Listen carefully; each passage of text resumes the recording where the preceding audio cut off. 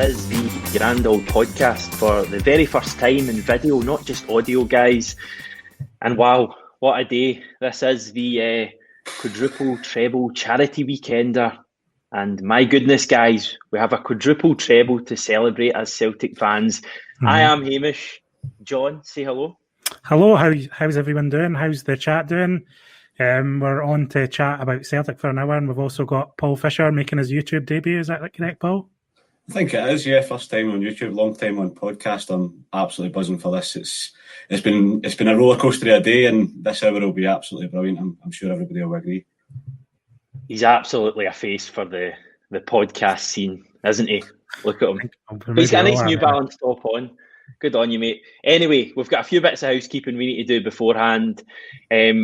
Just to echo what Callum CFB just said just there, and great show, by the way, guys. Just a big thank you to Paul John Dykes for having three numpties on to chat about Celtic on the prime spot, the prime spot on a Sunday evening. Big well done to everyone who's watching, everyone who's donated £21,000 close to. It's incredible, and we've still got ages to go. You've got to listen to us for the next hour, so hopefully in that time people can get their wallets out and get involved, because there's so many really good causes. You know, we've got Rock Talk, Food Fact, Friends Food Bank, Children First, and Help for the Homeless as well. So at this time of year, John, some really good charities and causes to get behind. Yeah, fantastic. Someone, Philip Halloran in the YouTube chat, wants us to start singing the Rebs. It's maybe a bit early for that, mate. We'll maybe get Paul on that if you donate if not enough cash. We'll maybe get Paul doing that and disgracing himself. I've got an idea for the charity. If people want to donate and haven't yet, I know it's a difficult time of Christmas, so why not, if you're able, donate £4 for the quadruple treble. If everyone who is currently watching donates £4 for the quadruple treble, you will boost this total that's gone beyond £20,000 up towards the £25,000 mark. That's what you should do if you're able. Paul, what are your thoughts on today in general?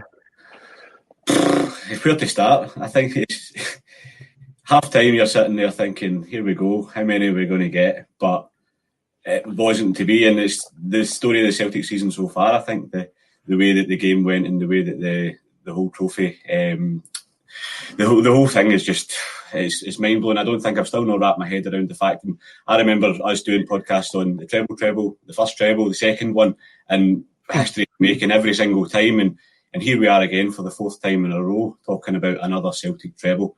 It's just incredible. Right, lads. If the emotion after the first one, the Tom Rogic one, was complete euphoria, the second one, a little bit more subdued, but still amazing. The third one, I don't know what that was. Just that was like tears running down your face type thing. What are we feeling after the fourth one, Paul? Knackered. Yeah, knackered. No, go Paul. No, I think the overwhelming feeling was when Ayer's penalty hit the back of the net was a wave of relief, but it was sheer elation. We have been longing for this fight. This cup final has been a long time in waiting. So we went through a roller coaster of emotions, I've already said. But I was, after the Tom Rogic, I was close to tears, and I was close to tears again today. It was bizarre because I didn't expect it because of the way that this season has been going. And obviously, this is our last season's competition, but the emotion just hit me towards the end. And now that we've sealed the deal and we've sealed our place in history, I think that we'll start to unpick everything, but just euphoria. Right, we've got over 500 people watching us at the moment. Now, I'm okay. I failed higher maths twice, but I've worked out, John, that if everybody watching it gave £4, That'd be £2,000 straight away. So lovely. There you go. We've got a few people in the comments as well, commenting saying that they're feeling different things. Christopher Gillespie, I don't think I have laughed, cried, cheered and roared so much all in the one game. Got to admit, I went next door at the penalties. As a Scotland fan who's had plenty of experience of penalty shootouts, I must say it was pretty amazing. Am I ever going to lose a penalty shootout? That's 3 from 3. And Ryan Christie and Callum McGregor have been involved in them all. We've got Regan watching as well. Hi, Regan. Great to see you involved. And yeah, we should say, just before we go on with things and we get properly into the nuts and bolts of what happened today, a big thank you to our boss, Vic, at GRV Media, and 67 Hail Hail for sponsoring this show with a £250 donation. Big thanks to him.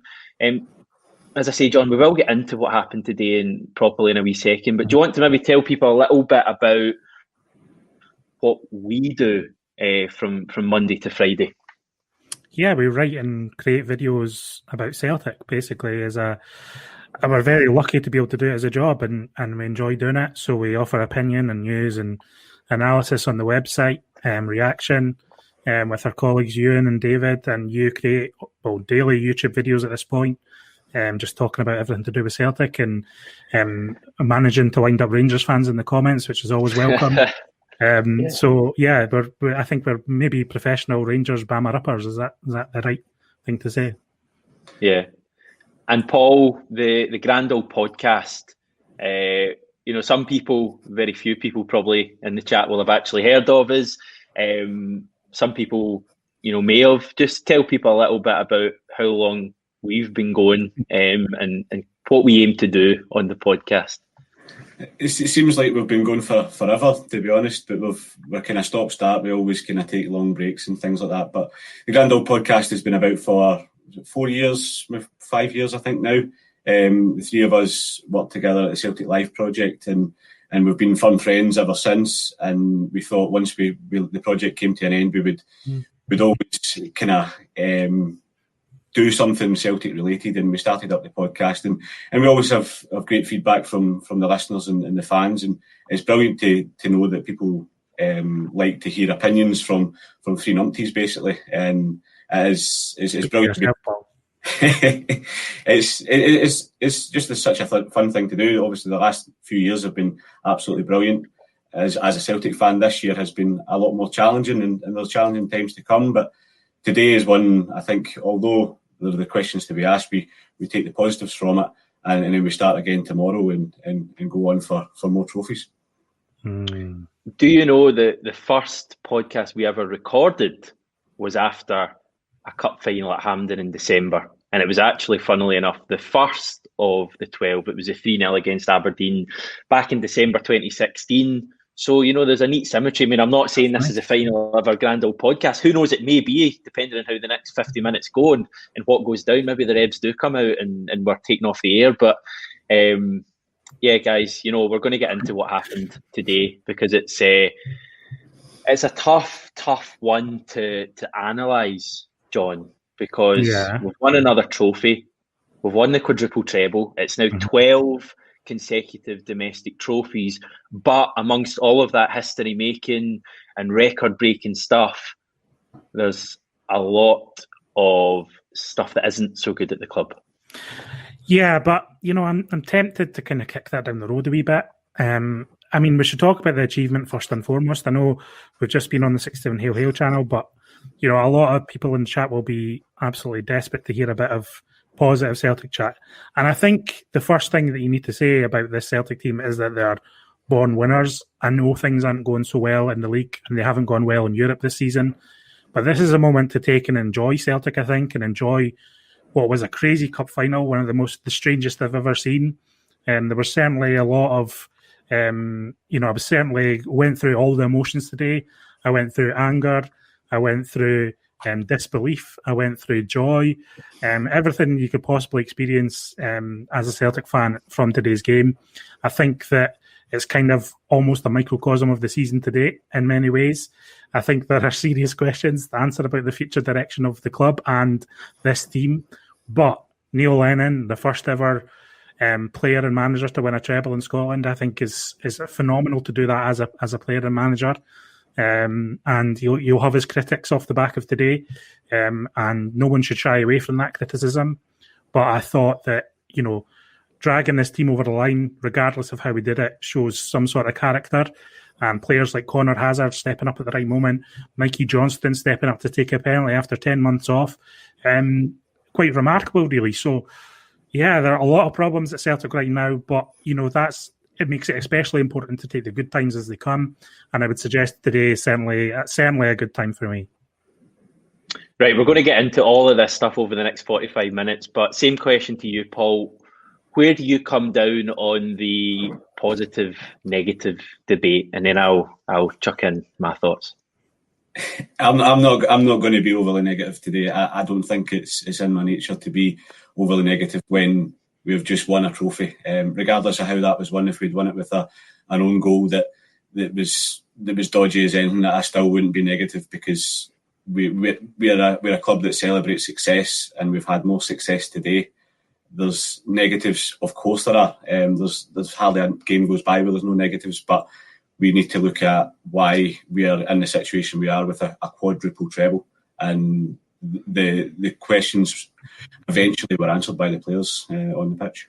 We're still the only team in Scotland that can win trophies, by the way, so there is that, Hamish, before you start on your negative nonsense. That's exactly what I'm going to do, John. Now, today was a history-making day. Incredible. We got over the line in the end. We won in penalties. I don't think I've, seen Celtic win a penalty shootout for a long, long time. I think it was Artur Boric was the last one when he slotted against Dundee United. Amazing feeling today. I celebrated like mad when Ajer slammed that final penalty in. But I'm very much a Celtic fan who is looking over the horizon, and I'm seeing what's coming, and there's still huge concerns about where this team is going under Neil Lennon. And I'm not just talking about Rangers on whatever it is of January, 2nd of January. I'm talking about in general, because whenever a setback happens in a game, this team really struggles to get over it. That is a game we should have romped today when we were 2-0 up. Hearts were losing the rag. Halliday, Naismith, the other midfielder, Irvin, was completely been bossed by Scott Brown. And for whatever reason, when we came out in the second half, we let them back into it. And as much as we won the game, that was unforgivable for me. So, you guys tell all the positive stories you want and kid yourselves on. There are major problems at the club. It's not kidding ourselves on. I think it's being happy for what's happened. I think there'll be plenty of bumps in the road ahead. I'm sure there will be. But surely today we can look at that and think that these players have got that winning feeling again. I know it came about in a dodgy way, and I know we're all frustrated, and I think there's severe tactical problems and all sorts of confidence issues in that team, and there's issues and questions to be asked about what this team do when they kind of suffer a setback in terms of conceding a goal. But that first half was magic. The second half was one of the worst halves of the season. But, what about Edouard's penalty? I mean, that was right. Just... Can we do it chronologically then? Okay. Can we start with Ryan Christie? Amazing. You love Ryan Christie, John. You're his number one fan. Yeah. I love Ryan Christie. I don't think he had a good game overall today, but what I said last week on the podcast was that he's a match winner and he's going to pop up at big moments, and that's why you have him in the team. And I think there's hardly anyone in that squad, I feel like, that can produce a goal like he did today. Perhaps him and Rogic are perhaps the only attacking midfielders who could do that kind of top corner business in a big moment in a big match. And I think that's why Neil Lennon selected him today. I think that Christie comes in for a lot of stick and has done, especially over the last 12 months. Some of it's warranted. Some of it I feel like is a bit over the top. I think Christie has proven time and again that he's a match winner for us and can score big goals. He's done that for the last 2 years. And he's still popping up with these big moments. So although he missed the penalty in the end, that goal obviously helped us towards the trophy and the quadruple treble. So I would have him in the team for moments like that. I don't think it's something that Frimpong is capable of at the moment. For example, as much as I am a fan of him at the moment, I would suggest that he's still got a bit of development to do to produce big moments like that.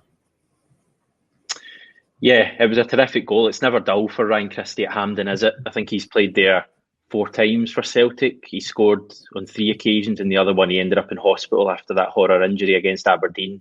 He scored in the semi-final against Aberdeen this year, Paul, with a terrific left-footed strike into the corner that you knew was in the minute it left his foot. And today, although it was a bit closer in and it was a different angle, he was kind of coming onto it at I'm not good at maths, but a more acute angle, and he curled it in.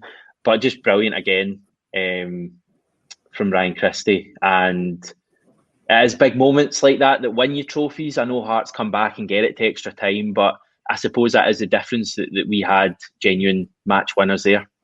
Yeah, I think, as John mentioned earlier on, it's like the season in one game. We've been through ups and downs, and it was kind of like it was reversed, because I think this season we've kind of stepped up in the second half, and whereas we were really, really good in the first half for a change. And at half time, like, Christie's goal is absolutely phenomenal, and then you've got the penalty, which we'll come on to. But you go in at half time and you're 2-0 up. I don't know how things changed so dramatically in the second half to change, to make you think, right, what's going on here? We're hanging on by our fingernails to kind of hang on to this lead, and then we can see the second goal. It's basically get to extra time, and we should have the strength to see it through. But I think players like Ryan Christie, you've got Tom Rogic who's done it in the past.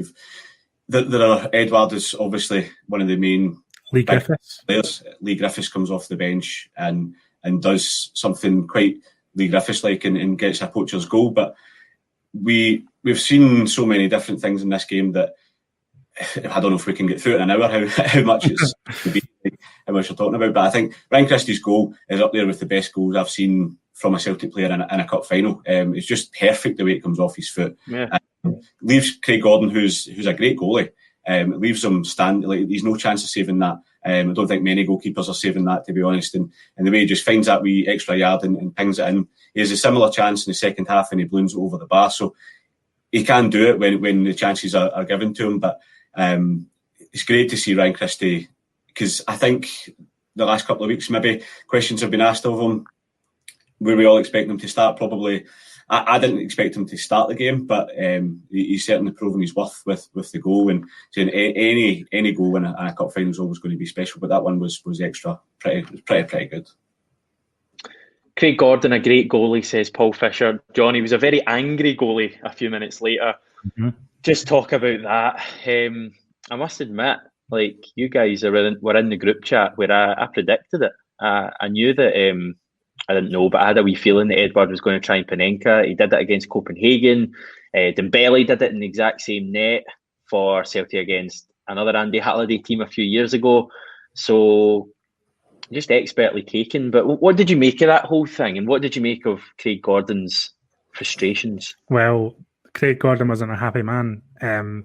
I thought it was funny, first and foremost. I thought Craig Gordon was a great keeper for us over the years, and respect him for putting up a brave fight today. But he's been moaning about Celtic throughout the summer, about all sorts of his contract issues, etc. I don't think Edouard did that out of disrespect. I think Edouard just likes doing that against any goalkeeper. The fact they came against a former teammate and Craig Gordon, I mean, the way he took it, I think, was a bit over the top. And the goalie, Gordon, I think, did you see what Neil McCann said about it? He was raging about the video. So anything that winds up Neil McCann is good in my books. And I think that's what Edouard's here for. He's here for moments like that. I know he missed chances today again, but he's a cheeky wee so-and-so, isn't he? So I would praise him for a big moment like that, a bit of flair, a bit of magic. I can't remember who it was I saw on Twitter earlier, but they were saying if Stephen Naismith had Panenka'd it against Hazard, I doubt that Neil McCann would be coming out with the same patter that he did, disrespectful, whatever he wanted to say. Like, I don't know what was Craig Gordon expecting? Was he expecting Edouard just to dink it into his hands or to tell him what way he was going to go? Like, what was he expecting? It's a cup final, mate. I know. What do you think, Paul? It's brilliant. I absolutely love to see a Panenka. I think it's just the epitome of class from a player, to be honest. I think to show the nerve to do that in any game is brilliant, but to do it in a cup final, big man just knows he's got it.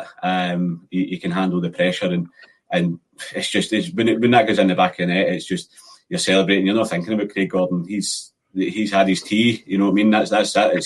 It's done. So he's had his time, yeah.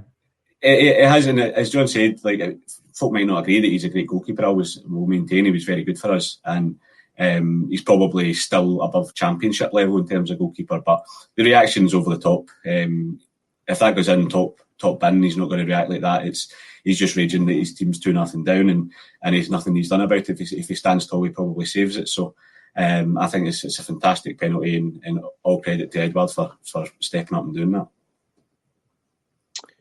Dan Mack getting in touch saying Gordon showed a bit of class at full time. Did anyone catch that? What happened there? Yeah. So, I thought Gordon, after the penalty shootout, him and Connor Hazard were having a moment. They kind of embraced. And, I think Connor Hazard's probably looked up to Craig Gordon a lot over the years. You would have done at Lennox Town, and etc. He's probably learned loads off of Craig Gordon. And so it was nice to see, the players go up to Craig Gordon as well. It wasn't just Hazard, it was other players. Frimpong and Beaton I saw on the TV cameras. Look, I've got nothing against Craig Gordon. I still think Eduard Panenka was brilliant. And, Gordon's place in Celtic history is apparent. He played a massive part in the 9 in a row run and the quadruple treble run. That picture of him, knees to the ground, letting himself fall to the ground after the Tom Rogish's goal against Aberdeen is iconic. It's one of my favourite images of the entire quadruple treble. So fantastic. Do you know, after that Tom Rogic goal, I was at that game, and I've never celebrated a goal by running downstairs at Hampden. And Tony Roper was a couple of rows in front of me. Ended up embracing him, kissing him. Did you not lose as well? That was Dembele, back heel against Rangers last minute in the Betfred final. But the Scottish Cup final, embracing Tony Roper, who I had in my head was Rabsy Nisbet. But he's apparently not. He's just in Rabsy Nisbet. So I'm going about telling people, I'm going about, I don't know, it's before my time, but I'm going about telling people that I've been hugging Rabsy Nisbet after Tom Rogic's goal, and it just wasn't the case. Yeah, and while I'm on, stories about me messing up, I'm pretty stunned, to be honest, that we've even been asked on this show, given my experience with the wonderful Paul John Dykes in Romania last year. And let's just say the cheap, it wasn't even beer, it was cheap vodka and stuff like that in Cluj meant that I was in a hell of a state. So belated apologies to Paul for having to put up with me at the Cluj Celtic game. A meaningless game that I was in a pretty bad state for. But anyway, we move on, guys. Half-time today. How are you feeling, Paul? I suppose it's a daft question, but you were pretty confident that the quad treb, as I'm now calling it, was in the bag? Yeah, the feet were up, the cigars were out at half-time, to be honest. It was, you're thinking... Honestly, I text my old man and said, how many do you think we can get here? Do you think we can get 5? Because we're talking about... So then he was talking about the charity weekender, and he was buzzing for this. He was buzzing for the game, and he was talking about 5-0 and stuff like that. Hearts are a gang and all this kind of part. And at half time, it looked like he was going to be proven right, but it was so strange to go to sheer joy and elation at half time, sitting there thinking this is easy street. And 3 minutes later, I think you're starting to think 2-0 is a dodgy scoreline, and when they go 2-1, then the questions start to get asked, and Liam McLeod rips out all the stats about teams that have been 2-0 up in cup finals and all that kind of stuff that rips your knitting. But we at half time you think this is guaranteed. But I was gloating on Twitter. I think I was slagging Andy Halliday and Craig Gordon, as you would. What about Andy Halliday's wee meltdown? See that? That was a good laugh. Yeah. I'm just sad there was no fans at the game to be able to sing the Andy Halliday song. But it's pleasing to know that he'll be hurting tonight. Stephen Naismith will be hurting, and people forget who's one of the Hearts coaches. Who? Lee McCulloch. Ooh. He will be hurting tonight as well. There's your own wee treble there. So excellent stuff. But we're happy at half time. John, what happened? Because you're always expecting in a cup final, when a team's 2-0 down, you expect the opposition to throw caution to the wind a bit, have a bit of a go. Hearts did that, but we just didn't deal with it well at all. Yeah, same old defensive frailties, unfortunately. God knows what's happening with those defenders at times. I mean, there was moments where we didn't even concede that just made you have your heart in your mouth with that mix-up between Julien and Duffy at one point.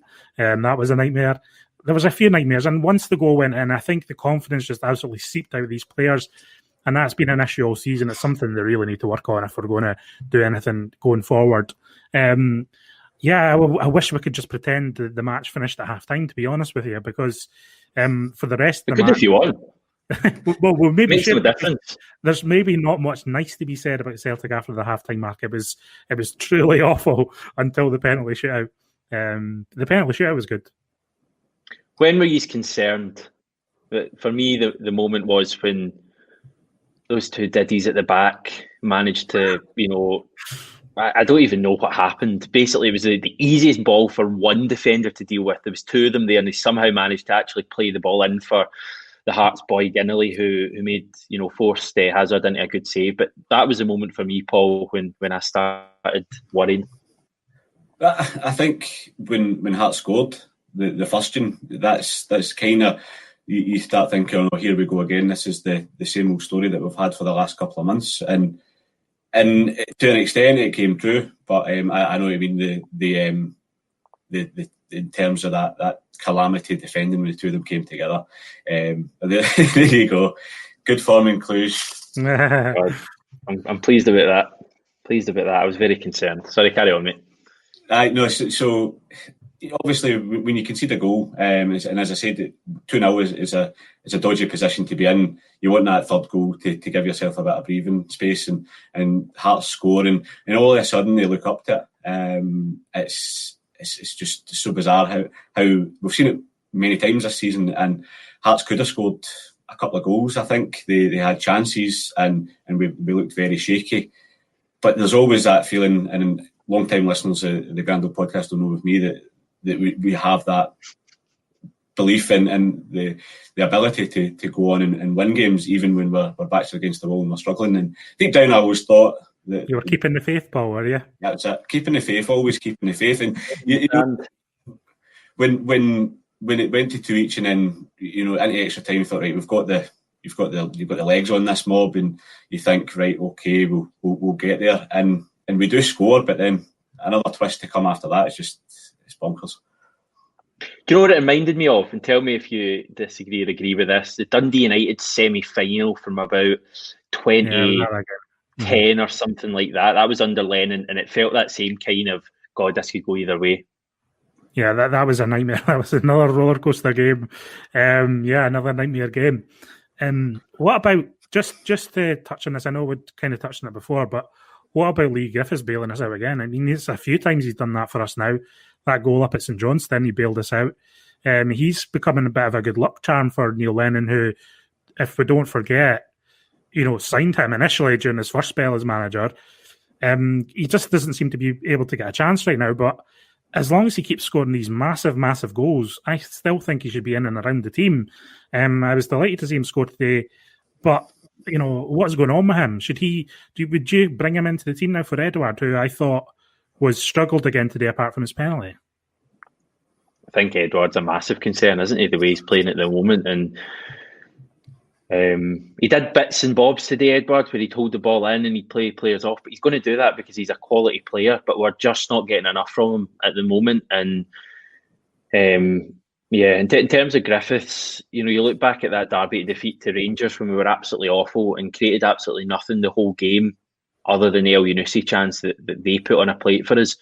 But Griffiths comes on, and within about 5 minutes, he creates probably our second best chance in the game by running through. I don't know if you remember it. Goes round the keeper and then doesn't get a shot away, but he kind of squares it. But straight away, that's what Lee Griffiths brings you. Comes on against Milan, scores in that game as well when we were struggling. Aberdeen's the other one away from home, up at Pittodrie, when he scores a brilliant finish to put us ahead or draw us level, whatever it was. That's what he brings you, but there's clearly so much else happening behind the scenes because he's barely seen. And if you want to extend the conversation further, what is going on with Albion Ajeti? Like, this is a guy we've paid £5 million for, Paul, and he looked very good at the start, scored a lot of goals, a lot of big goals as well. but I think his last goal was against Hibs in September, and he's barely played since then. Yeah, it's been a long time now, and I think the way that things have been going, you see Edouard starting game after game, and it's as if he's the only player that Neil Lennon has full faith in to start a game up top at the moment. And even if he's not firing on all cylinders, I think John's right. Griffiths should be in and around the squad more. I think in league games and obviously we've won out of Europe now, so no European games to worry about. Lee Griffiths should be starting games, and I think Ajeti, it's a mystery. It's bizarre. He started so well. We thought we were on to a real winner.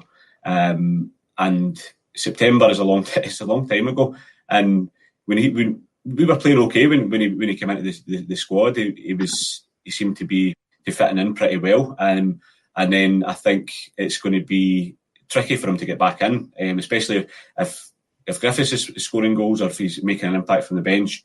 And then you've got, obviously, Edouard can still have that bit of magic. I think to dismiss him is not the thing to do just now. I think Edouard still needs time. He's still probably our best quality player that we have. So it's a problem that the management have got.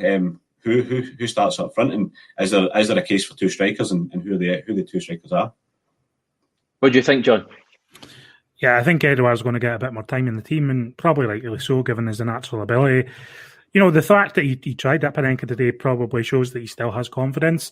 Just the chances that he missed are a bit of a concern. But yeah, I'm a big fan of Griffiths, big fan of the way he scored the goal. And it's good to have a goal scorer on the bench that can come in and kind of bail you out like that. Otherwise, today could have turned out very differently.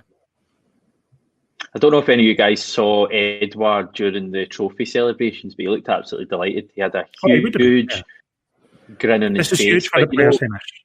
This is huge for the players, I think. You know, but people who put out that image that Edouard isn't interested at all, like, you only had to look at his reaction there to winning that trophy. We'll get on to that in a wee second. First thing, in terms of penalties, what's your guys' experience of Celtic and penalty shootouts? We had that Dundee United one I touched on earlier. The big one was the Spartak Moscow one. Any other kind of ones prior to that, John? You're a little bit older than me. One of my first ever games, and this is going to probably get people's blood up a bit. One of my first ever games as a Celtic fan, with my dad and my uncle and my cousins, we all went along to Ibrox to watch Celtic versus Wraith Rovers in the Coca-Cola Cup final. And my idol, my hero, the guy I looked up to as a wee Celtic fan, Paul McStay, missed the penalty, and I was gutted. I think I was crying that day. So I don't have much luck with Celtic at penalty shootouts, unfortunately. So yeah, probably just as well I wasn't in Hampden today. Paul? Same as you, I think, Hamish, to be honest. I don't think there's not been many over the years, thankfully. I think penalty shootouts are pretty nerve-wracking and pretty dreadful for your health, to be frank. The obviously most recent one that most people watching this will have seen was the Scotland penalties, and that was brilliant. And today, when Gordon saves Christie's penalty, you fear the worst. You feel the writing is on the wall. But I think we need to have a wee 5 minutes and talk about Conor Hazard and that penalty shootout. This is a guy who's scored, who's played how many games for Celtic? 3 games for Celtic. This was his third guy. We have 3 goalkeepers at the squad, and they've been rotating round, and he was a man picked for today. And Neil Lennon knew that the penalties was a possibility, and he's left him under the pressure of that. And you would think getting towards the end of the 120 minutes, his mind would be focused on that, and he stepped up to the plate in big fashion with 2 magnificent saves. Were they magnificent, John? Sorry, I need to take this up a notch. Sorry. No, yeah, I mean, yeah. Why describe them as magnificent all you want, Paul? I know you're a big fan of positivity, so we'll let you have that one. Yeah, penalties I hate penalties. I hate penalties, and apart from at the World Cup, I think penalties are a bit of a nuisance. And when Celtic are involved, it just rips you apart a wee bit. It was good we came through it, though. Yeah, no, delighted. As I say, 3 from 3 for me. My mum hates football. She can't watch it. The only part of football she will watch is a penalty shootout. And she was in today as well. And she's obviously a complete neutral in the whole situation, but she just said from an onlooker watching on how negative you are in general if you're watching your team in a penalty shootout. Everyone you say, God, he's going to miss, he's going to miss, he's going to miss. When in reality, only Ryan Christie missed it. The other penalties were really good. McGregor's was absolutely brilliant into the corner. And you've got to remember it's into a keeper who knows them really well, a keeper who's trained with them. And Gordon, I think, guessed right for basically all of the penalties. Ayer obviously slams his down the middle late on. And an amazing moment. Where does that moment rank, guys? No fans in Hampden. We all know the weirdness of the whole situation, but in years to come, it's an iconic Celtic moment, isn't it? Yeah, I think it is, and it's so difficult to judge right now because everything in society is upside down. Never mind Celtic, and it's hard to know where your feelings lie. But I think I'm just kind of resting easy on the achievement more than the match itself, and hopefully everyone is in the same boat. I'm not going to pretend that was a classic Celtic game. I actually didn't enjoy it after the first half. It was just too nerve-wracking for me. I'm just glad it wasn't, against them. It was only against Hearts. We tap on the head, Hearts. Paul? Yeah, I think the image of Chris Ayer pumping his fists out and running away towards the rest of the team will be iconic. I think the fact that this treble run has come to an end, we won't win a treble this season. So 4 trebles in a row won't be seen in anyone's lifetimes. This is a one-off, and I think we've said that for the treble, but now it really is the truth that this is a one-off. It's an absolutely phenomenal achievement, and there'll be images that will maintain throughout the run. John mentioned one of Craig Gordon on his knees with his hands in the air. The rain hitting out the back of the net in that final when Tom Rogic showed in that video is phenomenal. I think Odsonne Edouard going through and scoring against Hearts last season when everybody stood up at the same time and he lifts the ball into the back of the net is another one. And there are plenty more. But this game, as a neutral, I would imagine it would have been very good to watch up and down. A lot of good points in the game. Even though there are no fans there, I think towards the end the first half was a bit drab, but the second half really picked up as a spectacle. And we'll look back at this with massively fond memories that we actually came through and won the game. It's obviously very raw just now, and I'm riding on a wave of a high. It's just I can't wipe the smile off my face for the next wee while. It's phenomenal. Fantastic, mate. No, it's a historical day for the club. We are recording this podcast live during the Quadruple Treble Charity Weekender. If you are listening to this as a podcast, that's why we're going to bring in some comments. If you get any questions, points you want to raise in the live chat on YouTube, get involved. We had one coming in there a second ago that I can no longer find. John Sanderson, there it is. Do you guys think that this final win could turn our season around, John? I'm not sure if it'll turn the season around. It certainly doesn't make it hit the buffers, which is what a loss would have done today. I think I said this on Twitter earlier, but I think what happened after the Lille and the Kilmarnock games. I think the Celtic support almost made a truce with the team and the manager, in the sense that they said, right, we'll back you if you're going to show that kind of commitment in these matches, if you're going to try your hardest to win these games, then we'll back you and we'll try to be as positive as we can be. So I think that truce continues for now. I think it's a shaky truce and it goes on from game to game. But I think the squad will feel that was achievement, and it is. The squad will feel buoyant about that. They won't be taking any of the context of what's happened so far this season. They'll need to block that all out and have belief in themselves. And ultimately, it probably doesn't matter how the fans feel about today and the achievement in general, or the kind of mistakes that happened today as well, or the negativity surrounding the team and the club at the moment. All that really matters in terms of winning matches with no fans at the ground is how the players feel about themselves and each other and the manager. And so hopefully that was all galvanising for them today. That's what we have to hope for. We really need to win, most of our matches remaining in the season. That's the situation we're in, unfortunately. There's a 16-point gap to Rangers. And, if we win all our games in hand and beat them at Ibrox, which is obviously a big task, then that reduces to 4. So that's what the players need to remain focused on, but they also just need to take it game by game. The match against Ross County, they're coming to Celtic Park managerless after sacking Stuart Kettlewell. But they'll have belief in themselves and those players that they can pick up a result against Celtic. So the players need to just get on with this now and make sure that these mistakes are cut out. Make sure that today was a galvanising moment for them and pick up a win on Wednesday. That's it's as important. It's game by game at the moment. So I don't know if it turns the season around, but it certainly gives us a boost heading into Wednesday night. This is a fairly new Celtic team, and Celtic in general have won everything domestically for the last 4 seasons.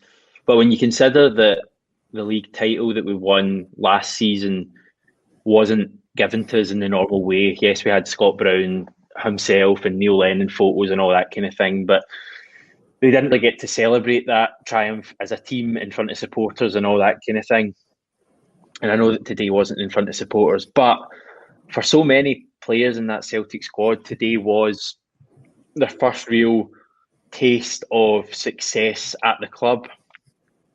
Connor Hazard, Diego Laxalt, Shane Duffy, Ismail Assoro, David Turnbull, and then other players that didn't, get involved, like Albion Ayeti.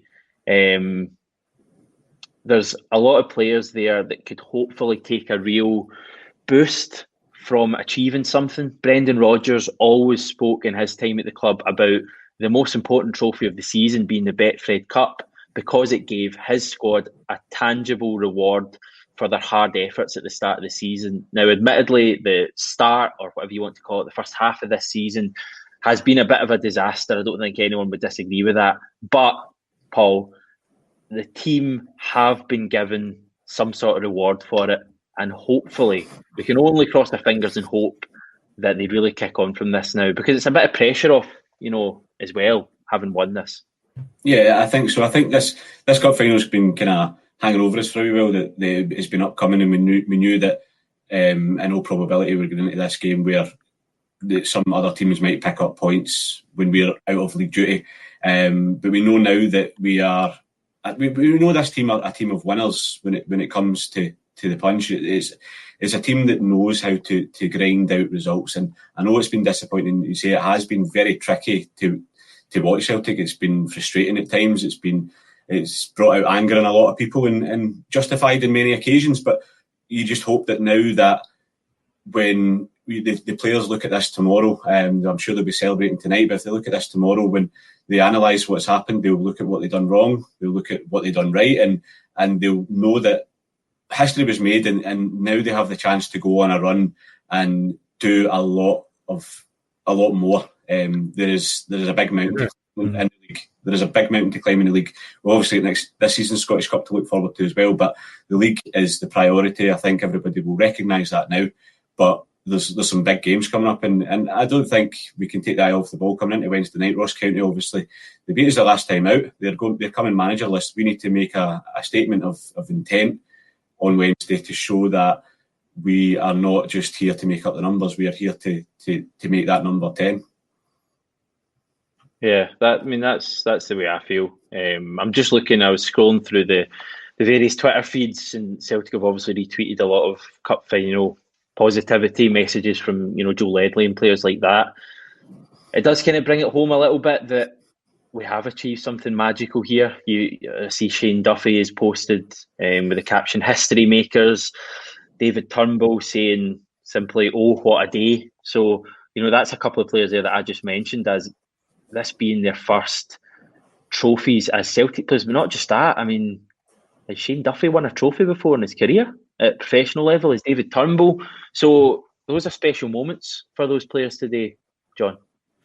Yeah, special moments. But I think Paul's right. I think they still need to evaluate the things that are going wrong. I think there needs to be a lot more accountability for some of these players. Some of the performances just aren't good enough. And, although they'll take solace in the fact that they won the trophy today, they can't just rest on that. They can't just say, right, that's in the bag, and that means we're the best team in Scotland. They've got to prove that time and time again in every single match. That's just the reality of life at Celtic. It's not about focusing on negatives. It's not about any of that. It's just you're only as good as your last game at Celtic, as we've witnessed this season. So the players need to make sure that some of the performances today improve for next time. Let's just say that. And what about Neil Lennon? Because a brilliant day for him as much as a club. I think it's fair to say I'm not talking out of turn here when I say that today won't have got too many Celtic supporters back on side. I think we'd certainly hope that we'd be more convincing in our victory. We did still win. But what about Neil Lennon? Is he still fighting a game-to-game battle, John? Or is it all about that Rangers game at the start of the year?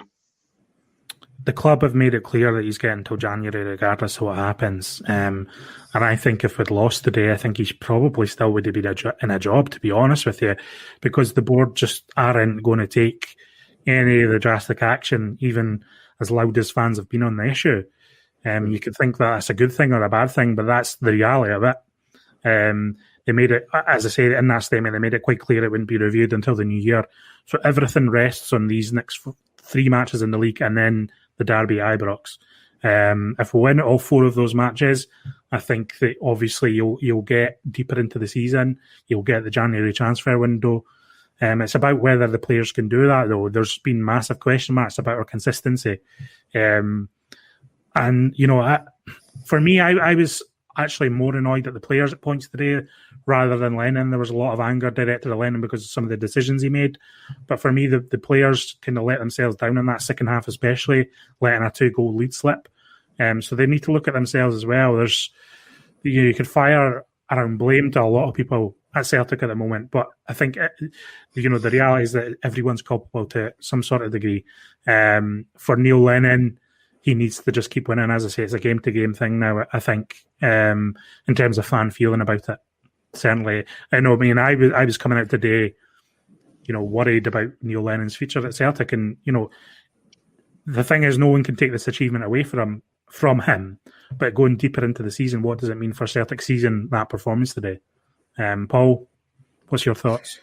I think one of the comments here, Bill Smith has brought up saying that today should be Lenny's last game in charge, go out on a high, and I think that's an opinion that many have formed going into this game, that if Celtic did lift the trophy, that Neil Lennon would walk away as a successful treble winning manager and treble winning player. I think it's not going to happen, though, is it? Like, let's be frank about that. He's not going to win a competition and decide to throw in the towel.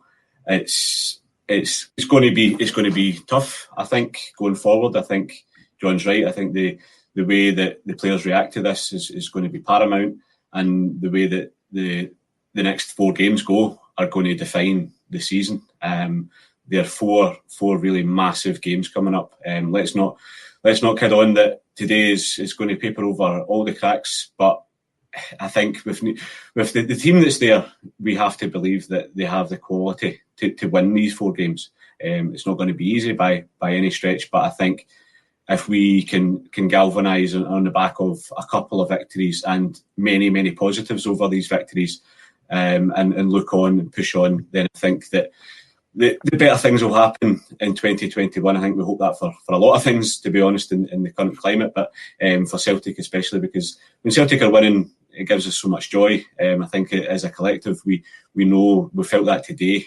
how much better you're feeling today after last night's nonsense. So it's like, it's night and day. I think that we can, and we can come back. There's a long way to go. Is Neil Lennon the right man for the job? I don't think it's really a debate, because I think, as John said, he's going to be here till January regardless. I think you're hitting a key point there. As Celtic fans, we want to get behind the team. We don't want to be chatting about, whether Neil Lennon should stay or go. So we want nothing more than Celtic to go on a really good run of winning games, because in every walk of life as Celtic fans, it's much tougher when the team isn't performing. I just want to bring up a comment there from Kenny McAdam, summing up how I'm feeling. He says, an amazing achievement today, record-breaking, and we should celebrate. But management again today proved that they're lacking. They need change in order to win the league. Good time for him to go. I think that sums up. There's been a few comments saying that we're now been slightly overly negative. I think that there is a feeling that there is a lot wrong with Celtic at the moment, but hopefully we've touched on the positives as well. Just on that final point from Kenny, good time for him to go. There's no chance of that happening, is there? Neil Lennon walking after such a high today. Maybe the question shouldn't be, is there any chance of it happening? John, do you think that him doing that would be a good move? No. I mean, we need to, as long as we're winning, we just need to keep it going. We'll know when it's time again. As we've said, the Rangers game is make or break at Ibrox. We'll know. It's daft to consider Lennon going tomorrow or anything like that. I know people are saying that on Twitter, and there's people, very anxious at the moment, and they've got a right to be anxious because of what they see on the park. But as long as we keep winning, we need to see this out. The club, if he was going to go, he would have gone probably after that Ross County defeat in the League Cup. If he's staying beyond that point, I think we've got to see this through now for better or worse. We've got to see it through to against Rangers at Ibrox, and we've got to keep the team in place we've got at the moment. It would make no sense to sack Neil Lennon or any nonsense like that over before then. It just doesn't make sense. I think when we didn't sack him after that County game or the Sparta Prague second one, or certainly St Johnstone one, we'd made our bed with that, and we'll see how it turns out. Not going to be overly negative, as I say, from this point onwards. I think we'll finish. We've got about 7 minutes or so to go. I think we'll finish just by talking about how amazing an achievement it is. Like, for me, growing up as a Celtic fan, trebles were this holy achievement that we couldn't ever get. I mean, yes, we won it in 2001. I didn't really support Celtic that young, but through the tens, the amount of times we threw away possibilities and chances to win trebles, Ross County, Inverness, the second Ross County, Inverness, there was a Rangers final, Kilmarnock, remember that one, the final. And now we've just stumbled across this Celtic team for the last 4 years that all they do is win domestic trophies. We haven't just won one treble. We haven't just won two either. And it's not been three. We've won 4. One of them was invincible. Trebles. The first one, we didn't lose a single game. Like, say what you want about this current team, but in decades to come, we'll look back at this time and go, that was just like the best time ever to support Celtic. Won't we, Paul? Yeah, I think so. And I think discussing trebles has thankfully become a norm. It's been brilliant these last 4 seasons to be able to talk about the achievements that so many different players and obviously a couple of different managers have managed to do. There's so many players in this team that are just getting started at Celtic, but there are a few that have been around for a long time, and it's one of these things that I think we mentioned it on the podcast when we won the second one, that is something that was unheard of, to be honest. And now we've done 4. I think winning 4 trebles is second only to the European Cup. I think they're the 2 monumental things that have happened in Celtic's history. Did you place it above 9 in a row? Which one? Well, either. Got you there. I think 9 in a row. I think that obviously the thing that surrounds 9 in a row is getting to that illustrious 10. I think that you put it above 10 in a row. No, I don't think you can. I think if you win 10 in a row this season, then 10 in a row is generational.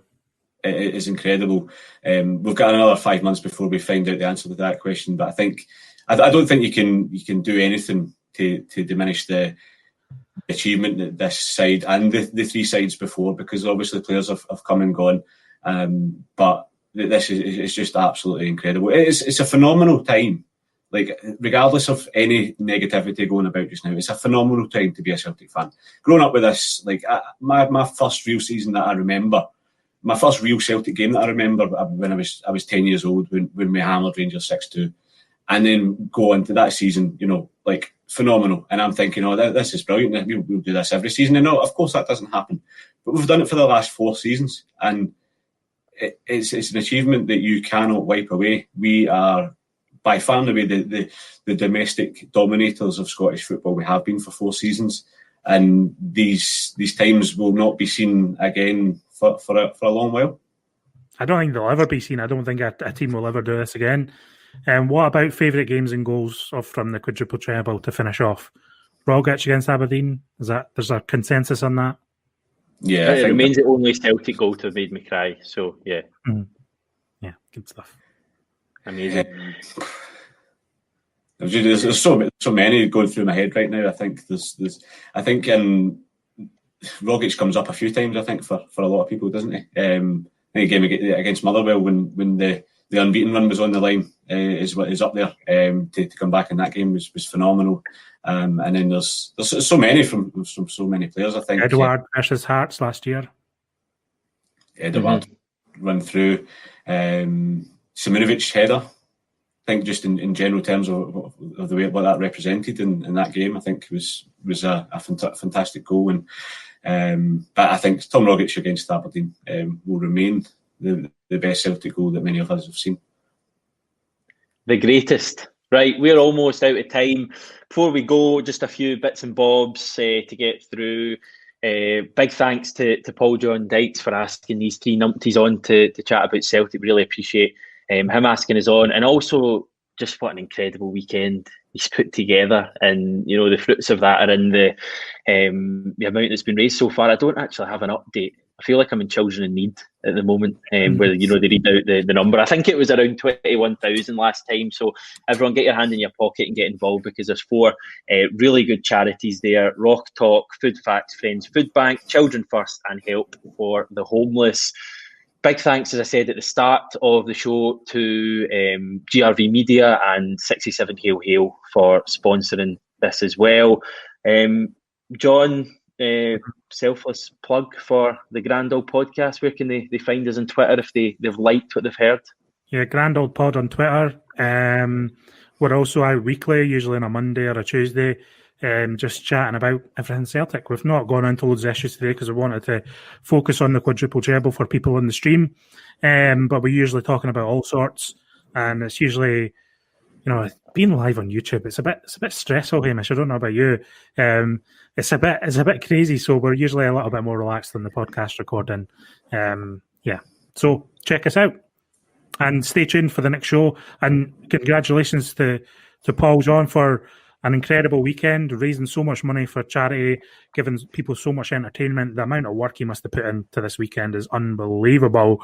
Organising all these different pods for starters, sorting out loads of sponsorship, loads of graphics, keeping everyone engaged and excited throughout the days. And, the promotion of it was great as well. Mark Hughes giving his thoughts, John Hartson, and all the players. Fantastic work. I'm delighted to be part of this community. I think the Celtic podcasting community is unbelievable, and I'm proud to be part of it. So, yeah, good. Well done to everyone.